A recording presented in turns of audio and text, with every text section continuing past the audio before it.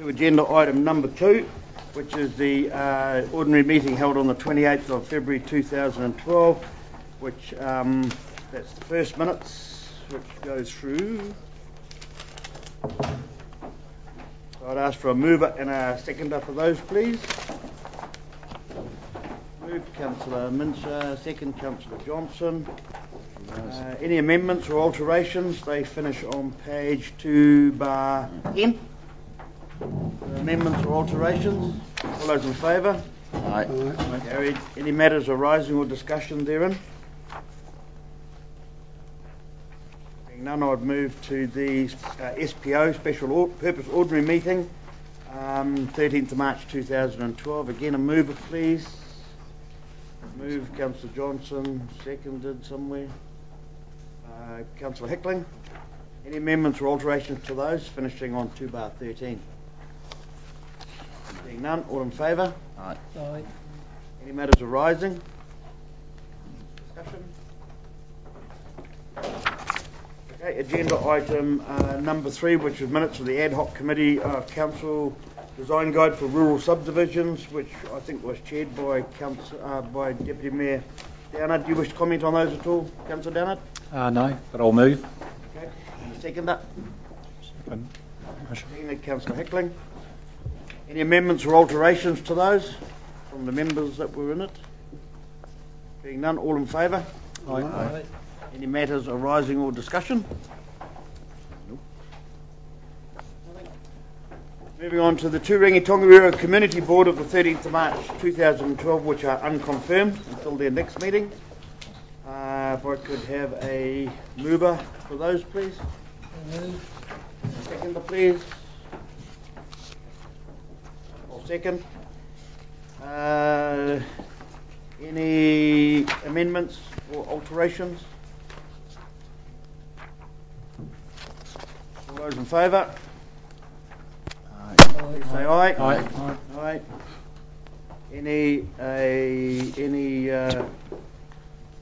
Any discussion or debate on those minutes? Councillor Kipper, nothing? No, nothing in particular except on 4 bar 4, that resolution again regards the Turangi street name changes, the costs and so on. The board had decided to push that decision out until after we've undergone the workshop on iwi matters. And what process is the board going to follow? Are you going to do public consultation or? Well, the board's position has been that consultation is its concern, and the way the items have been presented are such that the namings or the changing of the namings of the street should just go ahead. The board's position is that we want to know first of all the costings. We need also to know and consult, or prefer to consult, or rather put a media release out of some kind to advise and keep the community informed of what's happening in that respect. And that's why we pushed it out to after we've had the workshop on iwi matters. Well, I'd just like it. I would just like it mentioned, as I said I would do, to the people I was with the other day, which was approximately 80 people at a Probus Club meeting in Turangi, where they expressed their displeasure at the street name change, and in fact they called it marginalised. And so I think there's probably a little bit of work to be done down there before decisions made.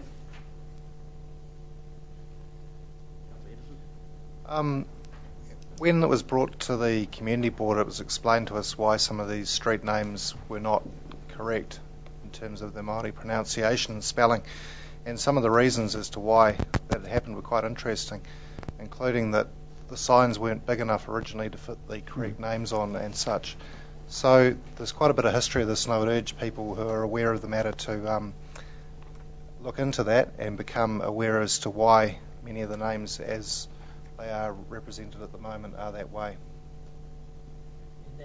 Hence the reason for the board wanting the communication plan to be dealt with first. Councillor Henderson? There's one other issue with this is that there is, I believe, I understand a potential liability to council for compensation for name changes as they affect businesses. There's been some figures put to us about what that might cost, but I don't think it's been clearly defined what the extent of the liability may be and what will be covered. The figures put to us, I think, are a little bit light, and I think before a decision is made, there needs to be an understanding of what those costs may be.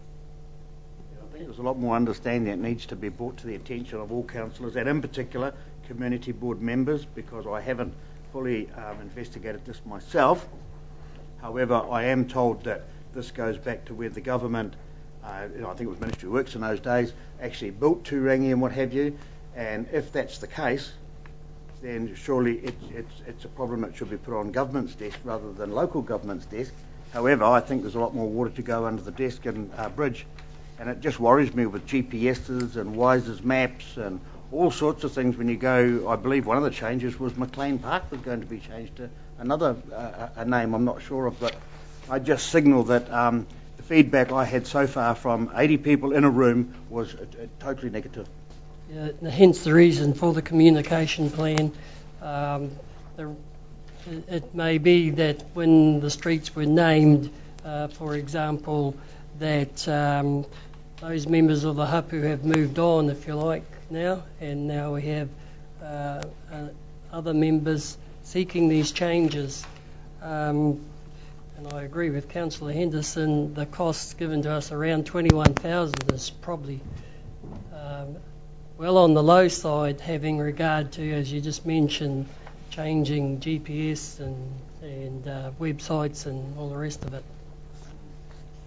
Yep, I think a lot more investigation. So the other side, I hope that we would canvass would be, and it hasn't been mentioned yet, and hasn't come before the board, and that is, would we consider co-funding if they wanted these changes? What I'm hearing so far is a lot of investigation to be done, but let's also not forget that investigative work that carried out by council has a cost as well. So, just to go changing street names, I mean, it's up to the board, but I watch the space and see what comes out of it. Councillor Henderson? Just to add and clarify, my view from my understanding is that there's been an injustice done in terms of the naming originally, but I think it's also important that we understand what the cost is potentially to ratepayers and the extent of that liability. Mayor Cooper makes a good point that perhaps one issue that does need to be considered is whose responsibility should that be. But if it is to be council on behalf of the ratepayers, then I think a clear understanding of what that cost will be is needed before a decision can be made. Okay.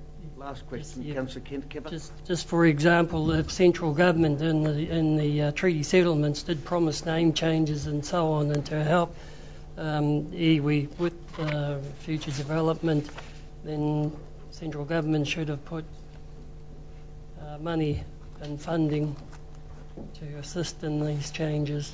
Well, everybody's well aware of what central government thinks that local government should be doing at the moment. One of the things I didn't hear before the Honourable Dr Smith resigned was, spend money on changing road names. So if it's a central government problem, then that's where it should be going. But anyway, that's enough on that, because it's only it's still work in progress. Councillor Crate?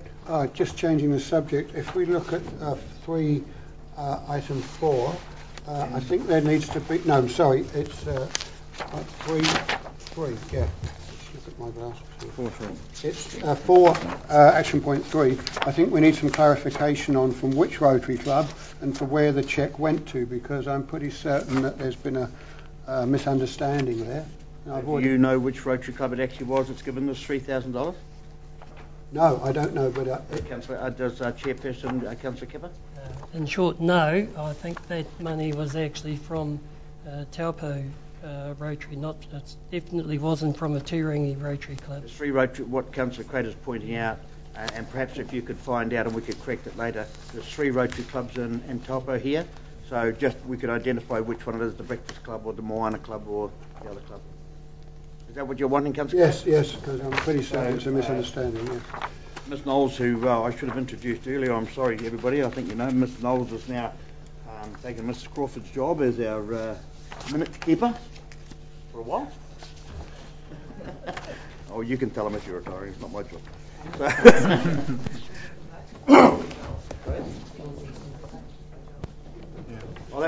Oh, Cheryl's back. You said Mr. Cole. Oh, Cheryl, I'm sorry. Yes, Cheryl Dickinson. I'm sorry. What's going on? We've got someone on the roof now. That's the possum. Yeah, if they could fix it tomorrow. Thank you, Gary.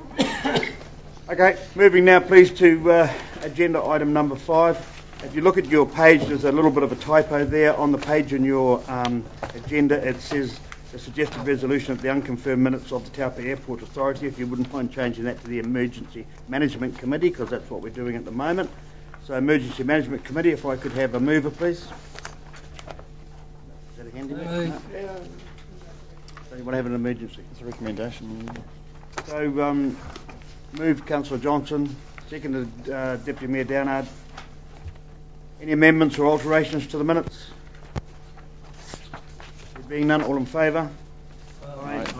Any discussion? Any matters arising from those minutes of the Emergency Management Committee?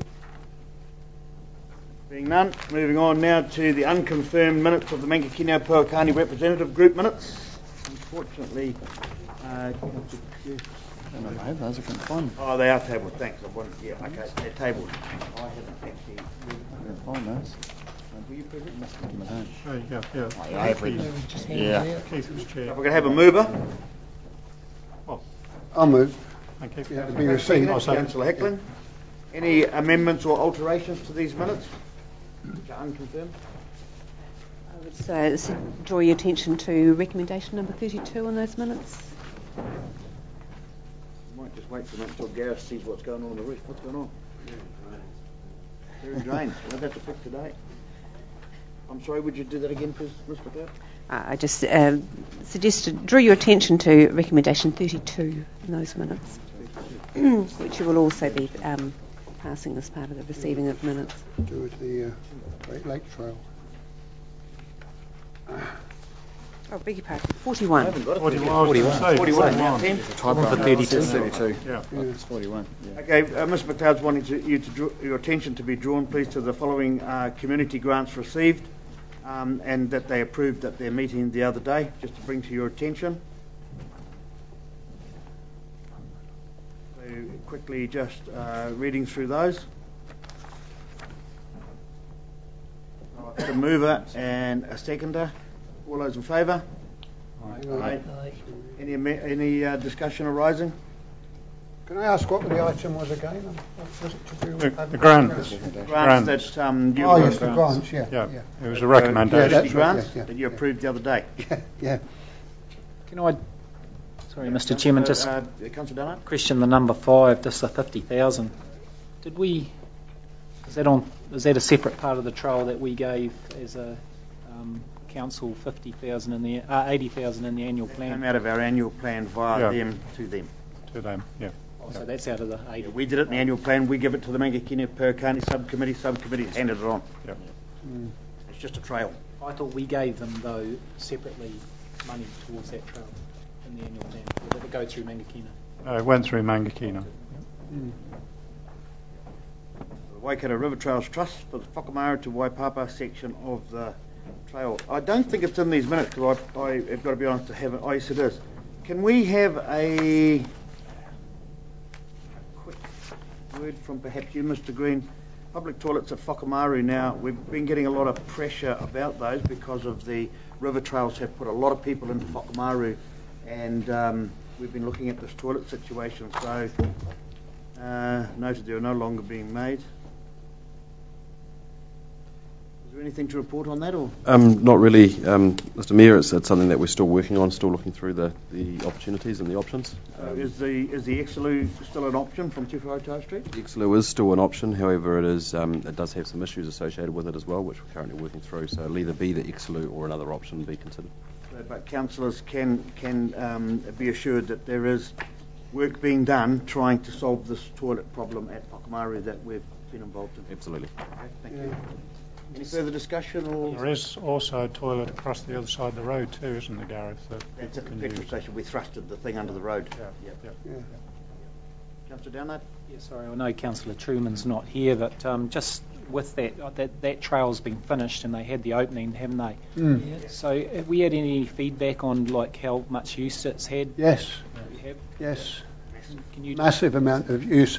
Glenn Wooten, he's the CEO of the trail, presented at the Mangakino Pouakani meeting and said the trail has had so much use that the hotel in Mangakino has actually been converted like to a backpackers instead of just a drinking hole, and they're very pleased with it. We own actually half of the trail. It's 100 kilometres long. We actually have 50 kilometres of it on Taupo District Council land.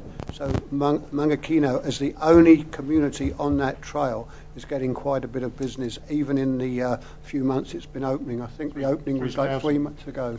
Yeah, and there was 3,000. 3,000. Wow. Counted through the. Yeah, You they've got using- counters. Yeah. Whakamaru Township itself's gone mental. Yeah. Mad. Absolutely mad. So it is proving quite a potentially godsend for Mangakino itself, and they need it. Yeah, I think that's, justifies the commitment that obviously Mangakino, Whakamaru and also the Taupo District Council putting into finishing that trail, because it is a beautiful spot there and in a far part of our district. And in their planning, they want to extend the reserve there, and they want to upgrade the whole centre of the village, to make it more sort of visitor friendly. Thank you. For me personally, my heartfelt desire, and I've already done some work behind the scenes, just trying to stimulate it somehow or another. We've got to get that trail to Taupo. It's Yeah. up there at Whakamaru at the moment. You can see it on your topography map up there. Somehow we've got to get that to Taupo. I did have discussions with, what's those power lines people? Transpower, that have just chucked all the big pylons in to try and get that fenced and then come underneath those pylons to Taupo, so you could ride or bike or hike the whole thing, but start or finish here. It did come up, Mayor Rick, on the actual presentation that from Atiamuri, where it now ends, it's not that hard. It wants more money, of course, to go all the way to Aratiatia, and there's that section there. Once again, it's along the river, and it'll add to it. It's like joining the dots. That will then become the ultimate. Okay, moving on to agenda item number 7, accountability documents received from CCOs, council-controlled organisation. Ms McLeod, do you want to lead us through that? You've Yes. got this addendum that goes with it. So, well, thank you, Mr. Chairman. This is the 1st of March is the magic date in which our CCOs, and we have basically we have 6 of them, are required to submit to us their 6 monthly reports. And also their draft statements of intent for the coming year. Council has until the 1st of May to actually comment on the draft statements of intent. So what we do this month is receive those documents, and then next month a report will come back to you with some draft comments that you may wish to make on the statements of intent. And that could come out of some of the comments that you may wish to make this meeting. But the report that you have in front of you, it covers 4 of the CCOs that we have. The item that was done earlier in the agenda with Destination Great Lake Taupo, that was their statement of intent and 6 monthly report. And the other day, the Lake Taupo Joint Protection Joint Committee with Waikato Regional Council and the Crown met to consider the statement of intent and draft 6 monthly report from the Lake Taupo Protection Trust. So that's what completes your suite of statements of intent. It will only come through as a minute, so it'll be the joint committee that's very much commenting on those documents. And you'll see that we've got the new CCO there, which is the New Zealand Local Government Funding Agency. That's the first time that you've had accountability documents from them. And did we get a figure from that where we ended up with those papers we signed out? I think our borrowings fall into about mid 4%, is that right?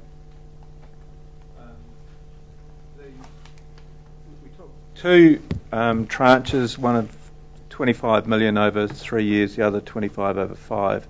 and the overall cost, yes, was about 4.15. We haven't gained a big saving from joining this government funding. It's the base rate is in line with, it's just slightly lower than what the banks were offering at that particular point of time. Anything saved in these economic times is a bonus, Mr. Manhela. So do you want to go through these? We want to start with the Taupo